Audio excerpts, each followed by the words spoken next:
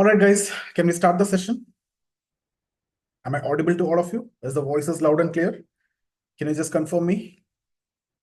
Okay, right. All right. Okay, guys. Enough. So we can start the session, but before that, any questions from the previous session, lecture 2? I'll do one thing. Let me stop the recording. I'll give you opportunity that you can speak, Varun. Okay. So the questions we can take for 5 minutes. I'll just let me stop the recording for some time.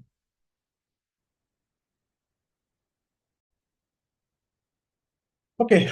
Now we can start the session. So let me continue with the discussion that we had.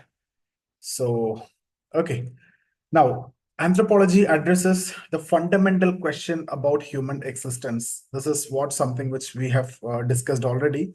Now, when we talk about human existence, such as who are we and why do we what we do, right? So this is what we are trying to understand, why we are doing certain things. Okay, why we do what we do on a regular basis. So it basically explores humanity through a cultural and biological lens, and it acknowledges humans as both social animals and being capable of language and culture.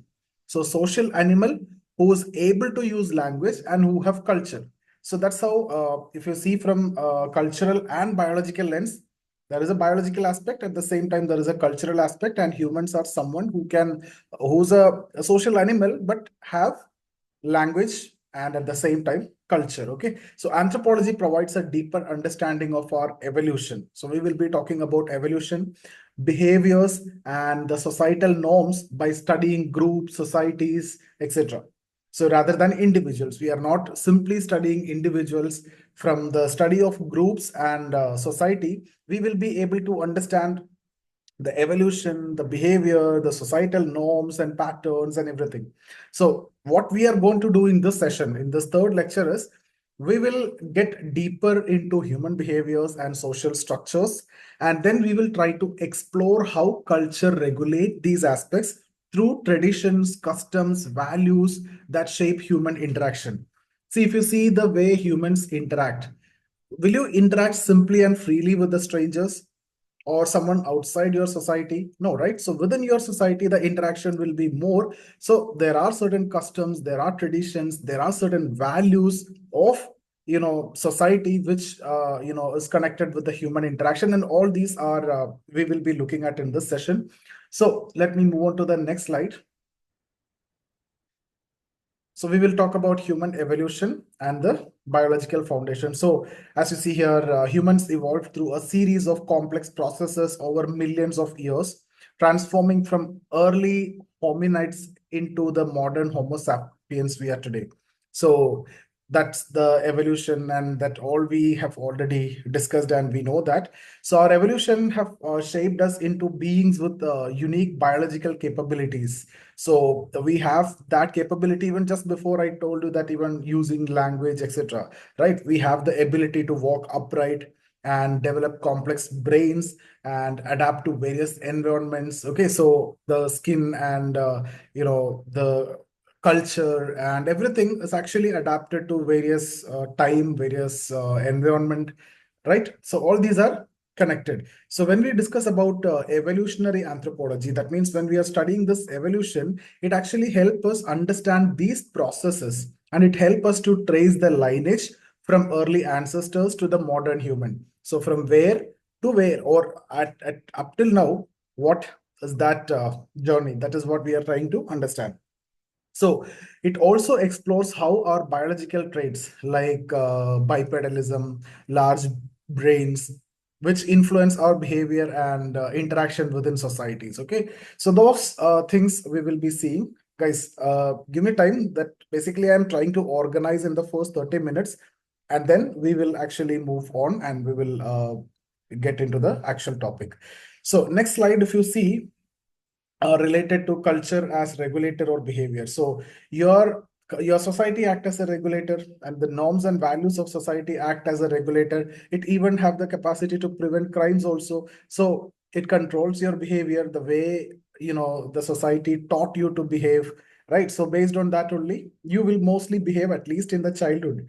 So culture is basically a fundamental aspect of your human life and social life, and it functions as a set of learned behavior, norms, and traditions that regulate how we interact with each other.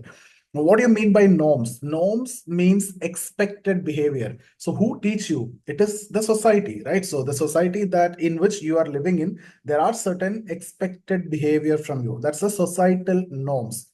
So the culture is basically fundamental aspect of human life. It actually function as learned behavior, norms, and tradition that regulate the way we interact with each other.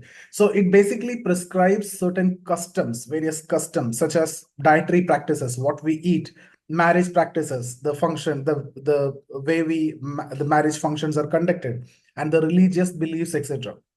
So you can see culture have a lot of impact. And in anthropology, what we study is we study culture to understand why certain societies or certain groups perform certain rituals, right? So you can see marriage will be different in different societies or different groups. So why it is so, or why they stick to particular norms. The norms and values may be different in different societies. Okay, so through culture, individuals gain a sense of identity and belonging as cultural practices define acceptable behavior within the society. So see, individual get his identity basically from society first, and he will get that belonging also because these cultural practices, define the acceptable behavior within their society. So he traces his identity to his society or the group. So these norms are often passed down through generations. So once culture develop the norms and values, it will be passed on to the next generation, and that maintain the structure and continuity of social life, and the next generational members also following the same customs, traditions, norms. So it will help in perpetuating it. It help in continuing this and maintaining the same culture or the social life. So now next, moving on to the norms, how it actually interact the human behavior. Let me go to the next slide. Yes, social norms and their influence on human behavior. Okay, so basically, human societies are governed by social norms. If you remember, I just briefly defined what are social norms. Norms are the expected behavior, right? So, for example, when you go for attending a death, okay, normally you are not supposed to wear a white sari, right? Or sorry, when you're going for a marriage, you are not going to have a white sari like that. These are certain norms which are practiced, right? So that's not a good sign, right? So traditions, okay, and norms means the expected behavior. So every society is governed by social norms, and these are in the nature of unwritten rules, but we expect, or everyone expect, that others will follow that. Okay, so these are not laws. Laws are different. When you violate a law, you'll be punished, and it is a criminal activity. But norms may be violated, but everyone expect that you follow that. So these are unwritten rules that basically dictate what is considered acceptable or unacceptable behavior. So norms are nothing but the way you behave, the way you interact. These are unwritten rules, you can say. Okay, so these norms vary from one culture to another. So for example, if you see in some culture, vegetarianism may be valued, while in others eating meat is common. So that depends on society, that depends on different groups. Okay, so now when it comes to anthropology, what we do is we investigate these differences to explain why certain behavior become normalized within specific societies. So that's again what we will do in anthropology. So social norms also influence major life decisions as well, such as marriage practices, okay, and where cultural rules often dictate the individuals can marry and the structure of family system, reinforcing the collective identity of the group, etc. So my point here is, if you see, social norms have a major influence on life decision also, like marriage practices, whom you marry. That is also defined actually. In some societies, you may be allowed to marry within the family. You may be allowed to marry even the cousin, but in some societies it is not allowed. So these are life decisions which are also influenced by the social norms and the cultural rules. Okay, so the individual whom you can marry and all those things, and the structure of family system. So who are your close structure of family system means who are going to be your close relatives, who are going to be your distant relatives. So all these are actually defined by the culture, and that you can see different from different in different societies. Okay, sometimes more inclination towards mother's lineage, sometimes more inclination towards father's lineage, sometimes more inclination only up to two generation. Beyond that, not much considered as relatives. Some societies, more generations are also considered as close relatives. So it depends on society. So this norms actually govern your social life, and this enforce the collective identity of the group also, and all the members of that society is expected to follow the societal norms. Now, moving on to the role of tradition and custom in regulating behavior. So, traditions or customs are integral components of culture, right? So, no doubt in that, no question about that. And it serves as a mechanism that regulate behavior. So, these elements of culture vary widely across different societies. Okay, so the culture is different across society. And for instance, if you see practices such as cannibalism in some indigenous group, though taboo in many parts of the world, these are deeply embedded in their culture and rituals, right? So anthropology, what we will do, we will try to understand, or anthropology basically help us understand how these customs develop over time and why they persist despite external influences. So by studying various cultural tradition, we gain insight into the values and belief system that sustain societies and maintain social order. Perfect. Now, cultural variability. So the next slide is related to cultural variability. So let's understand that also. So you can see different cultures have distinct, norms surrounding marriage, including whom you can marry or who one can marry, and the type of marriage practices which are accepted. For instance, some culture embrace polygamy, where one man may marry multiple women, while others practice monogamy. Monogamy means one man, one woman. Polygamy means one man can marry multiple women. Opposite is also there, like polyandry, where one woman can marry multiple men. So additionally, again, rules around kinship. Kinship means the way you define relatives and everything, or marrying within or outside one's family. I told you there are certain societies where you are allowed to marry within family. Even the close cousin is also allowed to marry. For example, in Tamil Nadu, if you see, okay, but it's not allowed, especially if you see in North India and within family. And these are different across societies, right? So in anthropology, what we try to do, again, we try to explore these cultural rules to understand how marriage practices shape social structures and maintain societal order. So the diversity in marriage customs highlight the importance of cultural context determining human behavior. So now coming to the gender roles and cultural influences.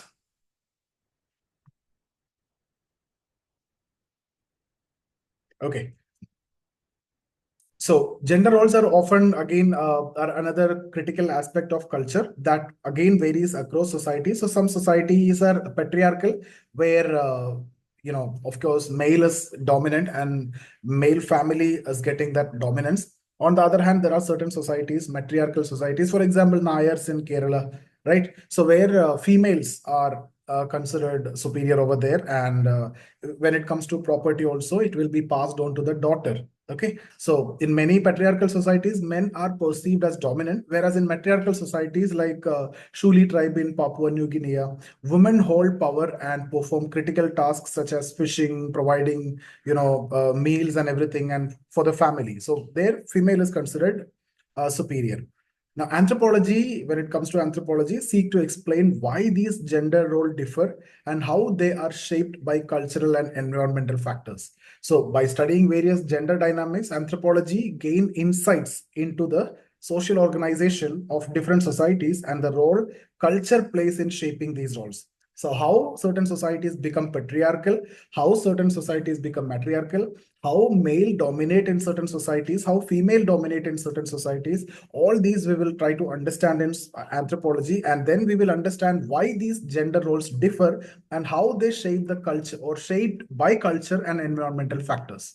So this is what another dimension of anthropology.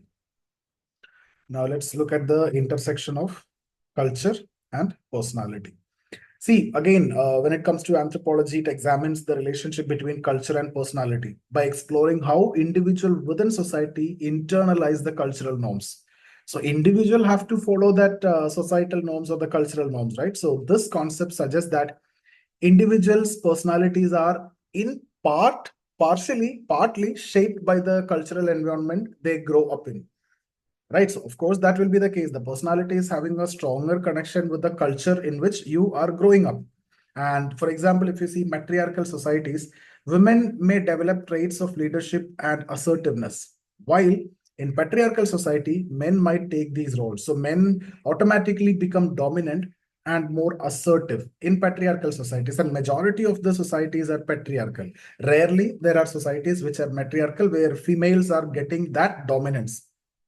Clear. Okay, now guys, questions we can have towards the end. That will be better because this is, let the flow continue. Yeah, anthropology studies this intersection to understand how culture molds human behavior and personality traits over time.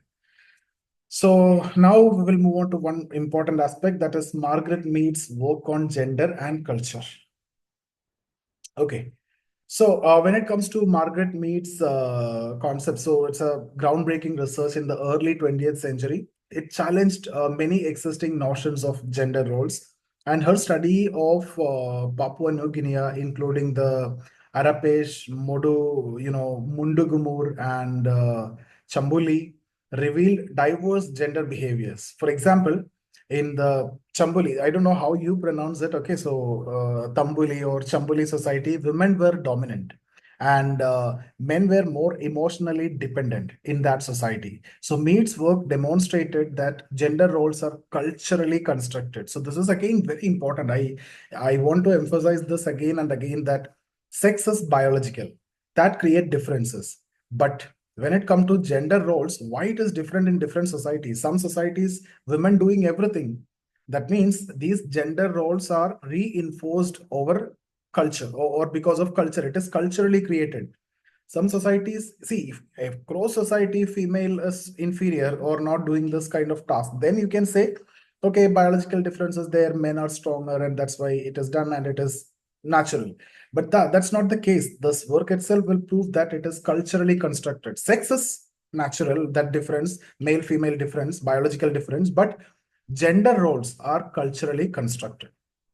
So it's not biologically determined.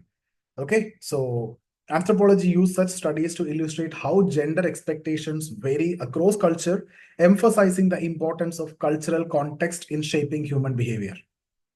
Okay, now understanding polyandry and polygamy through anthropology. So, guys, if you see, anthropologists basically study complex marriage practices like polyandry, where one woman marry multiple men.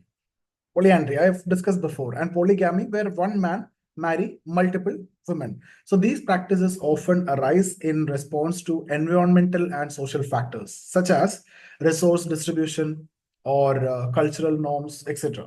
So, for example, in societies where women are the primary providers or women are more dominant, polyandry may be more common, right? Whereas polygamy may be, tied or associated with the patriarchal societies or patriarchal structures where male is more dominant.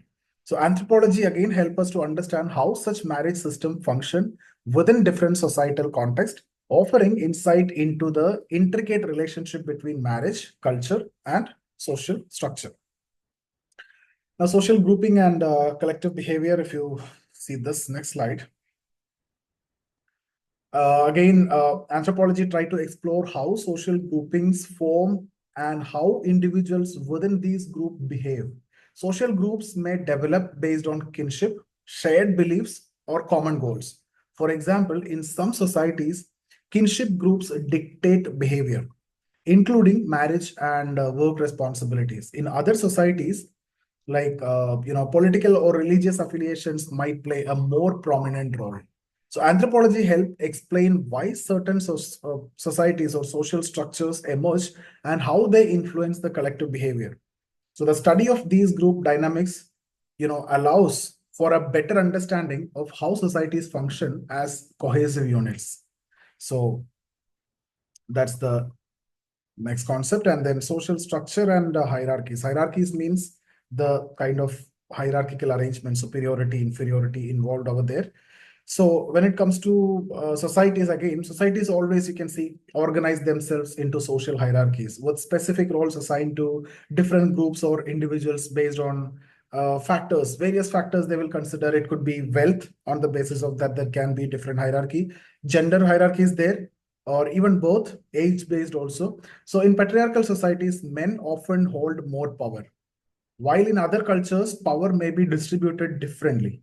So anthropology investigates these structures, showing how cultural values and historical context shape social organization.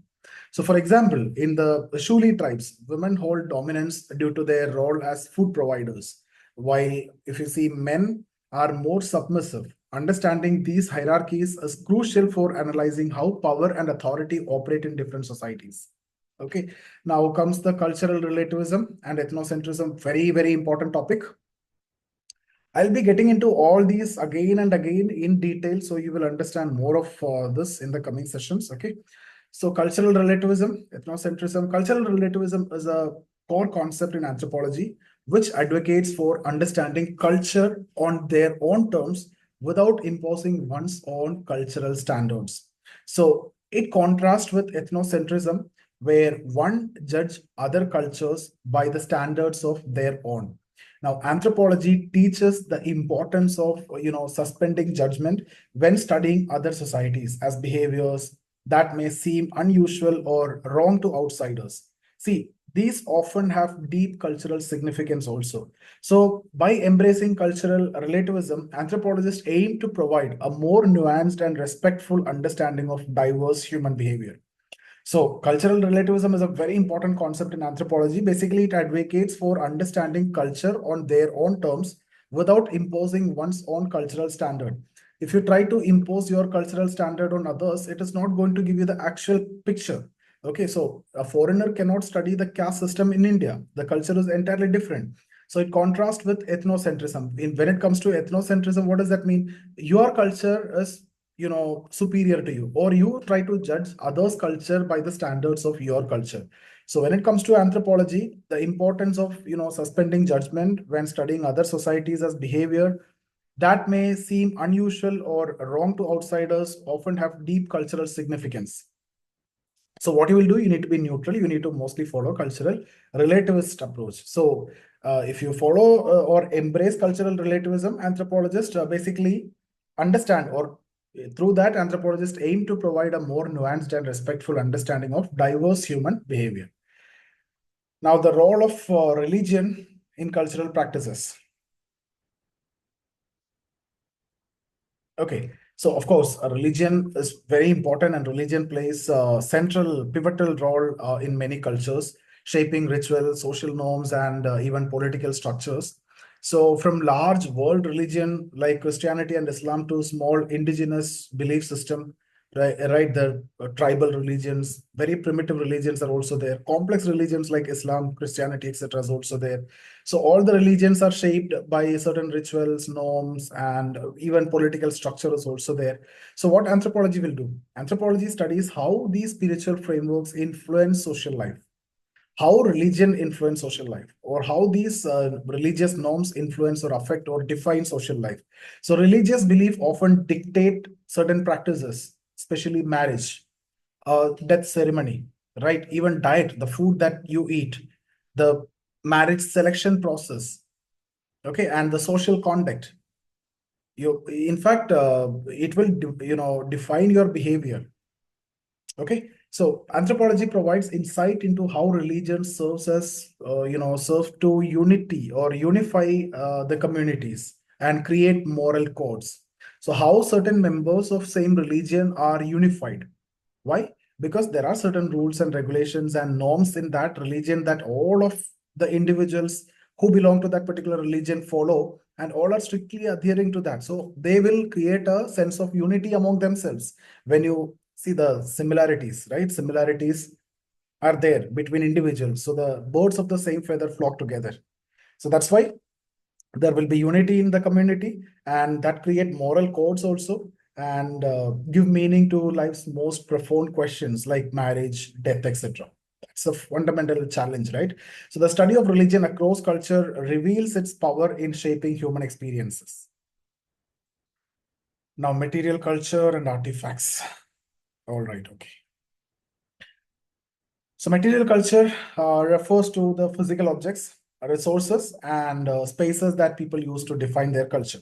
So these include tools, art, buildings, and clothings. So anthropology studies these artifacts to understand how past societies lived and interacted with their environment. So when you study these, you will get the idea how past societies were, developed, what was the technological developments, and how they have interacted with the environment and everything.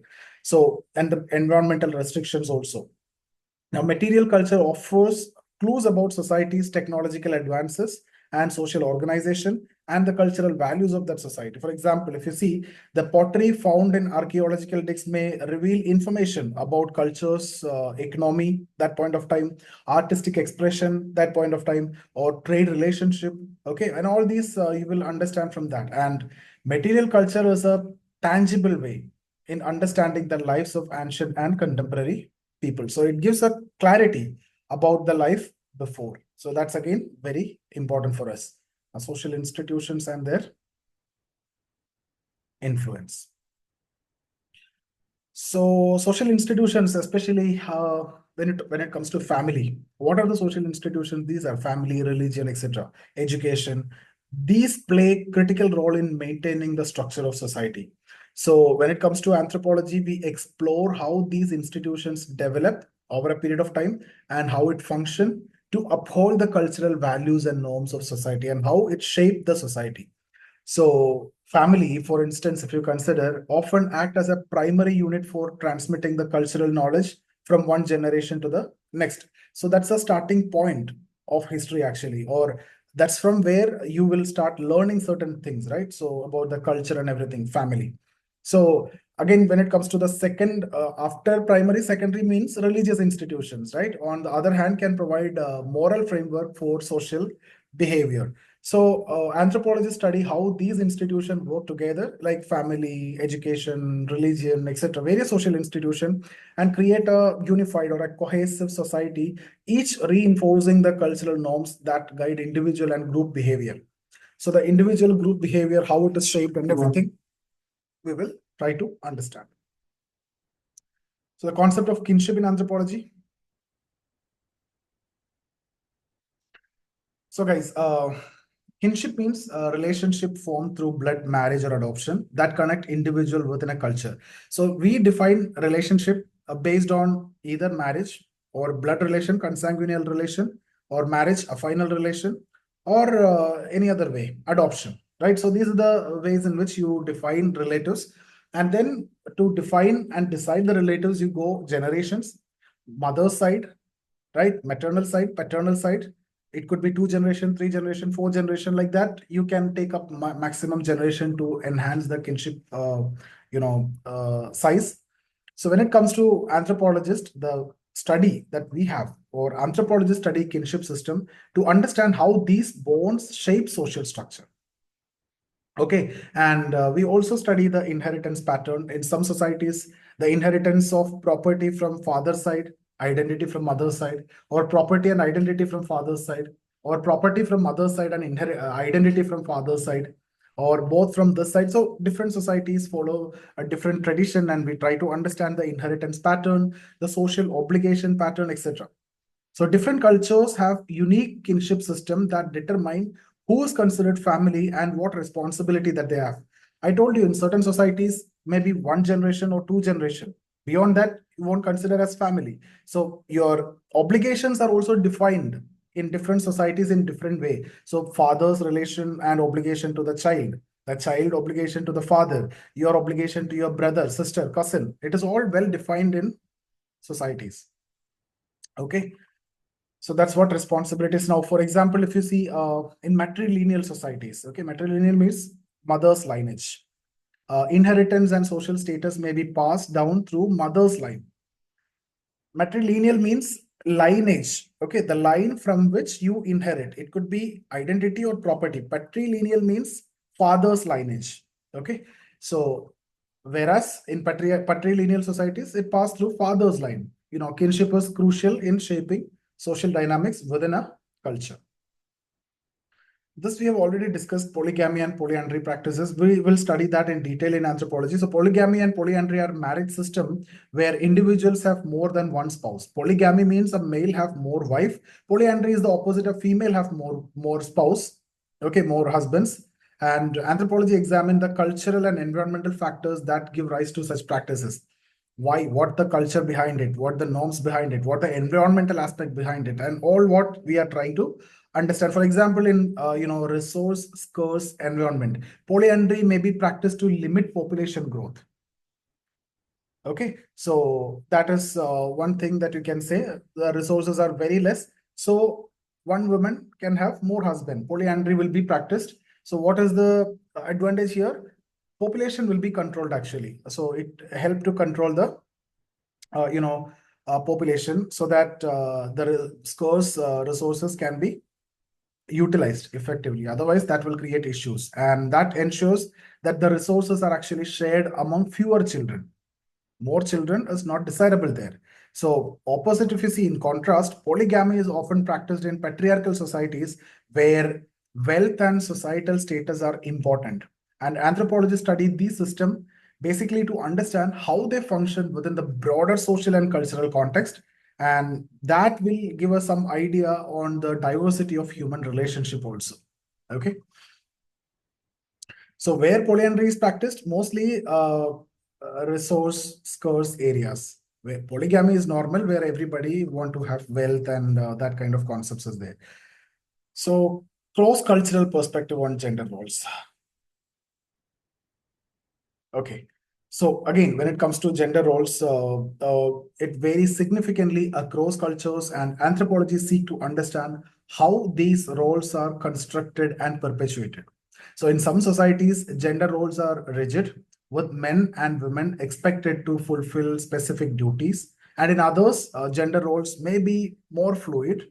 And anthropology explores how economic, religious, and societal factors influence these gender roles. Okay, and how individuals within a culture navigate their gender identities. So this cross-cultural perspective reveals that gender roles are not biologically determined, but shaped by cultural expectations and societal norms. So that's again about the gender role. So it is constructed and it is continued, it is perpetuated from one generation to next generation. In some areas, female are superior. In some areas, male are superior. There may be biological factors, including or even environmental factors or cultural factors will be a reason for that. Okay, so more diversified understanding we will see when it comes to anthropology. So in some societies, gender roles are very rigid, with men and women will have certain set of expected, specific duties.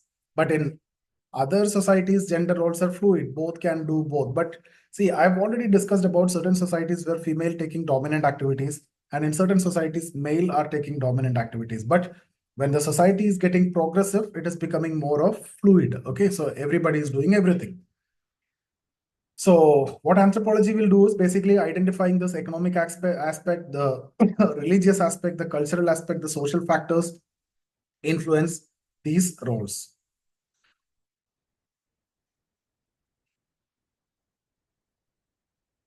Now, next, study of language and communication. See, guys, language is the key aspect of culture and is central to human communication. And if you remember, so we are a social animal with language and culture.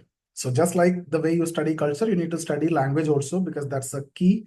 And anthropologists study how language develop, how they are structured, and how they reflect cultural values. And through linguistic anthropology, we gain insight into how language shape the thoughts of individual and social interaction and the identity of the individual. So all these are what you will get. So I repeat. So through linguistic anthropology, you are looking for getting insights on how languages shape your thoughts and the social interaction and the identity. For example, certain cultures may have multiple words for concepts that are important to them, such as the you know different words can be used for same phenomenon. Okay, so multiple words means that actually shows how important it is, right? So language also serves as tool for transmitting culture across generation, reinforcing social bonds and cultural continuity. So language development is what we are studying, social interaction through the language and how it creates social bonds. Cultural transmission, it is transmitted from one culture to other, one generation to other. And ritual and their role in the cultural identity. See, again, rituals, certain rituals performed in certain societies are formalized, these are very formalized actions performed in specific context that hold symbols or symbolic meaning for the participants. So you practice certain rituals in marriage, which will have symbolic meaning, right? Again, really, when it comes to religious practices, also you will be doing certain rituals. So that is having some symbolic meaning for the participants of that community who belong to that, and mostly they will only understand that. Okay, so and again, if you remember, I told you that these are passed from generation to generation. So automatically it is practiced even without understanding or knowing the meaning. That is how we are doing certain practices now. Okay, so these rituals can be religious, such as weddings and funerals, or it can be secular. There are many secular practices also, like graduation ceremonies. You do certain ritual that is very secular, but when it comes to marriage, that is religious. Death, that is religious. Graduation ceremony is also a ritual that is secular. Okay, so anthropology studies the role of rituals in maintaining the cultural identity, expressing communal values, and marking important life transitions.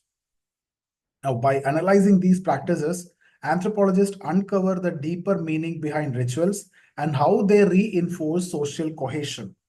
So, the study of rituals highlight the symbolic nature of human actions and their role in shaping cultural experiences.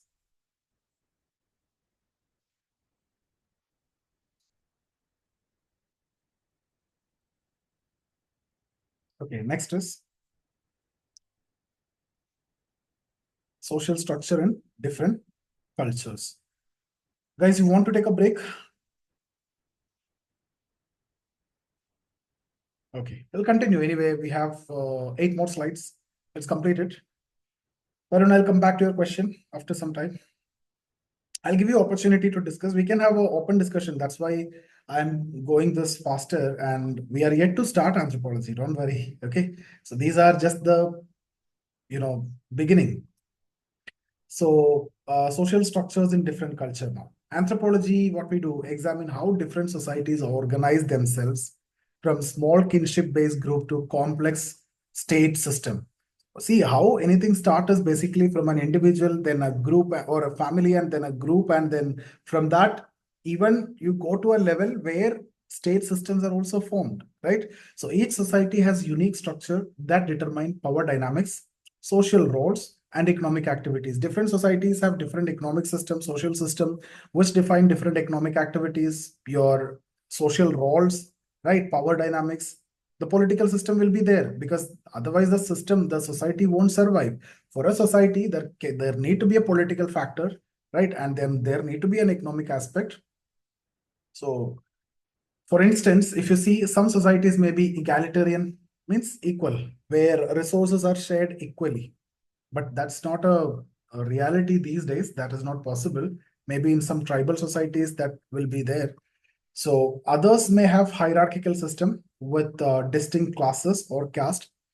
When it comes to India, what is the system that we have? We have different classes. We have multiple hierarchies. It could be based on wealth, education, means upper class, lower class, middle caste also, Brahmin, Kshatriya, Vaishya, Shudra. So n number of gender role based, okay, age based. So multiple stratification and hierarchies there. So not, of course, not egalitarian. Egalitarian is not possible, guys. Okay. So by studying these structures, what anthropology will do, we will try to reveal how power and resources are distributed within different cultures. And this actually give insight into how social inequalities develop and are maintained. See, social inequality is also basically created. It is not natural. When it comes to natural means there are differences. When we are born, there are differences, male female differences there, but then you will start evaluating things based on some kind of superiority inferiority, which means you try to impose certain values that create inequality, and that inequality in the next level create hierarchy, or that's what you consider as stratification. Okay, so we will be studying that again. Now let it continue. Yeah, Sanjay, hierarchy means inequality, you structure it. A structured inequality or pattern based inequality is hierarchy. Difference is there, that is common across societies. It is there, it is natural also, but that becomes inequality when you try to judge you a female and male. That is natural difference. You try to judge, you try to impose certain values to that. Certain jobs are done by male only, which are superior jobs, and then you will start judging on this basis, so that create inequality. Over a period of time, this become formalized and institutionalized. That's when hierarchy is formed. So while forming hierarchy, it is going to take a lot of time, and it will be passed on from one generation to the other also. Okay, so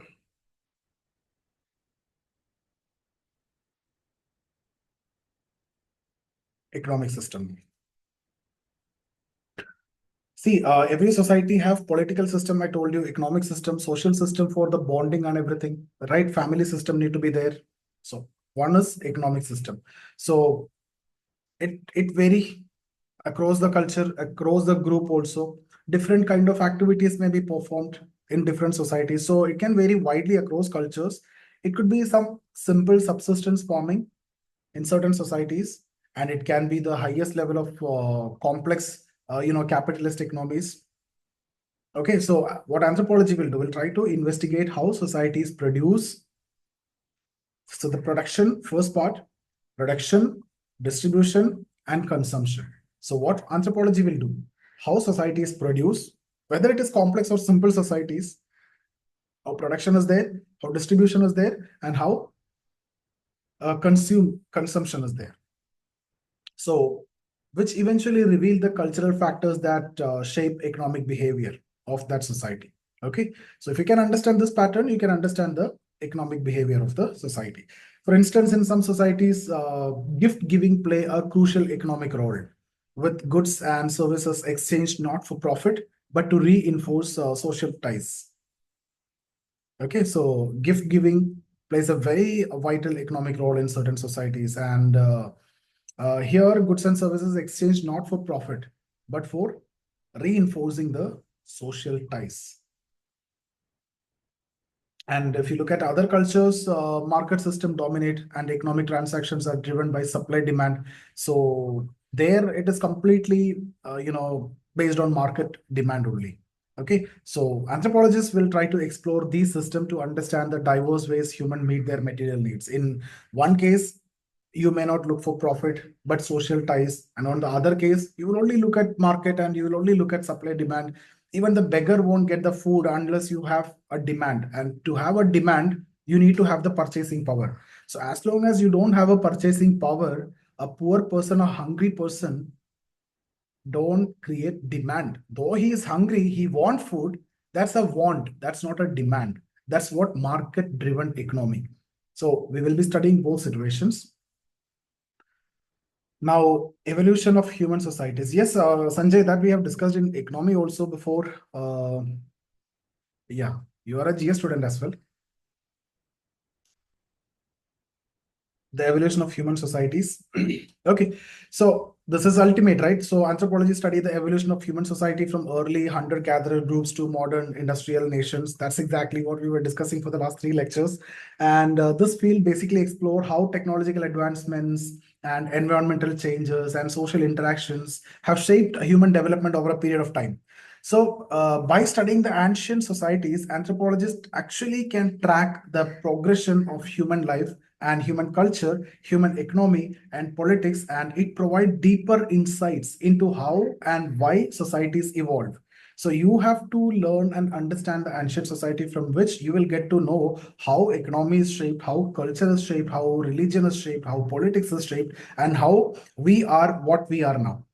Okay, so that's why we study the evolution. So understanding this evolution basically help anthropologists to predict how current social trends might influence the future generation or future societal changes also. Okay, now comes next slide. So it helps to predict the future trend, social interactions, environmental change, already discussed. Yeah, biological anthropology and human adaptation. Okay.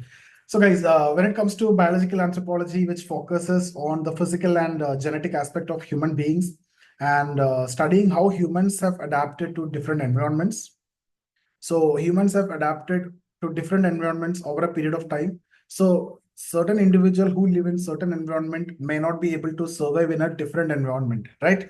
That means individuals have evolved and developed their adaptation capacity over a period of time based on the environment in which they live in. So this field, if you see biological anthropology, basically examine human variation, the evolution, and the biological factors that influence the behavior. So different regions, the different environmental condition, the culture will be different, the religious practices will be different, the rituals will be different, right? And the agricultural pattern will be different, the economic system will be different, and ultimately their behavior also will be different. So if you see, for example, how humans have adapted to extreme environments, right? The where temperature is minus 40 degrees Celsius and plus 60 degrees Celsius, how they are adapting to these extreme environments, such as high altitudes or even Arctic climates, provides this understanding will actually give you key insight into relationship between biology and culture. That's why human evolution, if you study, you can understand how environmental factors also shape things and shape the culture. So there is a close connection between both. So anthropologists also study how this evolutionary pressure have shaped human anatomy and genetics, and which will actually helping to explain the biological diversity seen in modern population. Okay, so guys, let's move on to the next slide. Yeah, what I'm saying, we know this basically your culture is shaped by the environment in which you are living. Your rituals is actually shaped by the environment in which you are living. For example, there are certain practices which you see only in extreme cold weather. There are certain practices you'll see in case of extreme hot weather, like that. Colonialism and indigenous culture. Okay, very important. Okay, so colonialism had a very huge, profound impact on indigenous cultures around the world, and a lot of cultural mixing have also happened. A lot of adaptation from them also happened. Okay, and a lot of changes, dilution have happened, and it often actually led to this, destruction of traditional ways of life and imposition of foreign system, westernization. These concepts we'll see later. Okay, so that have a major impact on the culture. So anthropology studies the long-lasting effect of colonialism on indigenous population, including changes in social structure, the economic practices, and also the cultural identity. The way we eat has also changed. The way we dress also changed. Okay, okay. So all, we try to imitate. That's what actually called as westernization. And there are different levels of westernization: primary, secondary, tertiary, and all those we can discuss later. So all this is what we are actually going to study. So anthropologists also examine how indigenous people have resisted to these changes initially and adapted to these changes. And we are, when it comes to the colonialism with respect to India, we have adapted to many changes also. Initially, we have resisted also. Not only colonialism, even now also the changes which are coming from the West, we are trying to adapt, okay, the changing environment and the condition. So we maintained our own cultural elements, but at the same time, we adapt rules. There are certain elements we are, see, for example, nuclear family is the norm of the West. But are we completely nuclear? Yes, we accepted that nuclear is good and it is good for social mobility and everything. But at the same time, unlike the nuclear families in West, we are joint in operation. We may stay nuclear, we may stay separate, a family will stay separate, but at the same time, if something happened to relatives, the jointness is there, the connections are maintained, the relations are maintained, the obligations are maintained, the responsibilities are maintained. Okay, so that means we adapted. We did not change completely, we adapted to the situation. So we maintained the elements of traditional culture and we integrated both aspects, and still colonial culture may be dominant in certain sphere, but we would say that we adapted. Okay. Now, applied anthropology, next slide. That's in the different fields, okay? So that actually address the real world issues. So applied anthropology uses a method and knowledge of anthropology to solve the real world problems, like applicable in healthcare, education, and social inequalities, etc. So anthropologists work with governments, NGOs, and business to develop policies that respect cultural differences while addressing global challenges. Now, for example, applied anthropologists might help to design culturally, appropriate healthcare programs for indigenous communities, or work on development projects that, take local customs and traditions into consideration. So this field basically emphasizes the practical application of anthropological knowledge to improve human well-being in different aspects. It could be in healthcare, it could be in education, it could be in policy development, etc. Guys, give me 1 second. Let this advertisement get over. Why this is coming?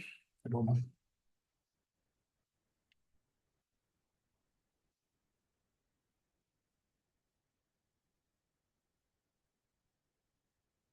Okay, now next is, again, globalization. We'll discuss this in detail later. So globalization has brought about significant changes in how cultures interact, which lead to increased cultural exchange, but also loss of traditional practices. So increasing globalization, increasing connectivity, actually, affected the culture, and it led to a lot of mixing of culture, right? A lot of traditional practices is gone now. Even some festivals which you used to celebrate earlier, but now you can't see such kind of celebrations. It's all over. So anthropology studies the impact of globalization on local cultures, examining how global forces such as migration, trade, and communication technologies are reshaping societies. So while globalization can lead to cultural homogenization, it can also create opportunities. Okay, so globalization, see, when it comes to culture, traditional elements are breaking down and disappearing, the festivals are disappearing, etc., which is there. But yeah, it again leading to kind of homogenization, which is also good because everybody is, getting that equal vibe. That is again good thing, but a lot of, offshoots will be there. Other issues will be there because the different regions are at different levels of development. Okay, and different environmental factors, different cultural factors. It is not necessary that everybody can adapt to the same thing. So because these are formed over a period of time due to culture, biological aspect, environmental aspect, but everything is now coinciding, means that's not going to work out in the beginning. So basically globalization, try to reinforce the local tradition with something else, okay, which need to be protected to some extent, and you try to preserve also to some extent, and there are cultural heritage, etc. So that's not concern of anthropologists anyway. Anthropologists analyze how global economic system, communication technologies, and migration pattern influence the cultural practices of different societies. So that's what. All these will have a huge impact. Communication technology, the migration pattern.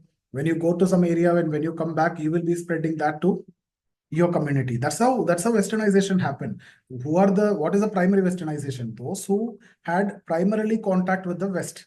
And then secondary means those who came in contact with the primary westernized people, like that. So this is what anthropologists actually concerned about. And by studying these changes, anthropology help us understand both the challenges and opportunities presented by and increasingly connected world and everything. A lot of opportunities are there, but at the same time, a lot of challenges are also there. For example, while certain culture tradition may be threatened by global consumerism, others may find new platforms for expression and dissemination through digital media and international networks. Now, next is anthropology and environmental challenges. See, environmental anthropology focuses on the relationship between human societies and their environments. Anthropologists in this field study, I told you mostly they'll go for immersive approach, participant approach, which is a field study. What they do, how different cultures interact with their natural surrounding and how environmental changes such as climate change impact these relationships. So for example, some indigenous culture have developed intricate system for managing their natural resources sustainably, while industrialized nations often engage in practices that lead to environmental degradation. So we have a sustainable system to maintain the resources if you practice the indigenous setup, but capitalist setup or industrialization is all about maximum utilization of resources and maximum exploitation and maximum profit. So that lead to environmental degradation. So by studying these relationships, anthropologists can provide insight into how culture can adapt to environmental challenges and promote more sustainable practices. Okay, so that's how an anthropology and environmental challenges are connected.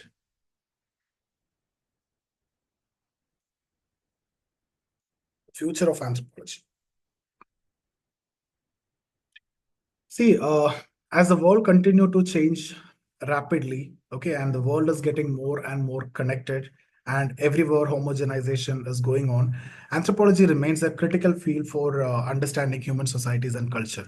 So the future of anthropology will likely focus on emerging global challenges such as climate change, migration, technological advancements, etc. So you'll have to take into consideration the climate change, the migration pattern, which is again leading to a lot of heterogeneity, okay, and the technological advancements, etc. So anthropologists will continue to explore how these issues shape human behavior, social structures, and cultural practices. Additionally, as new research methods and technologies emerge, such as digital ethnography and genetic research, anthropology will expand its ability to study human diversity in more innovative ways. And this field's commitment to understanding the complexities of human life ensures its relevance in addressing both present and future global issues. So commitment to understanding human life ensures its continued importance in addressing the global issues. So guys, that's about this discussion. We have completed the 30 slides and now we can get into the Q&A session. So I'll give you 30 minutes and we can discuss. Let me stop recording and then I'll be unmuting one by one. So you can raise hands and based on that, I'll unmute one by one, guys, and then we can discuss. So 1 minute, guys. Let me stop this recording.